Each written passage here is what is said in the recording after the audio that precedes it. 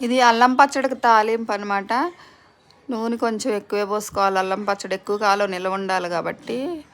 ఇది మంచిగా ఎల్లుల్లిపాయలు వేసి పచ్చిశనగపప్పు, మినప్పప్పు, ఆవాలు, జీలకర్ర, ఎండుమిర్చి, కరివేపాకు, ఇంగువ వేసి మంచిగా కలర్ పచ్చిశనగపప్పు మంచి కలర్ వచ్చే గోల్డెన్ కలర్ వచ్చే వరకు స్లోగా వేపుకోవాలి. ఆ పప్పుల నుంచి వచ్చేదంతా టేస్ట్ అంతా నూనెకి పట్టుకోవాలి. అప్పుడు నూనె టేస్ట్గా వచ్చినప్పుడు అందులో పోసుకోవాలి. పచ్చట్లో పోసుకొని బాగా కలుపుకొని పెట్టుకోవాలన్నమాట. దీన్ని నేను ఒకే సీసాలో పెట్టుకుని ఇంత గట్టిగా వేయనమాట. గిన్నెలోకి తీసుకుని వాటర్ కలుపుతా.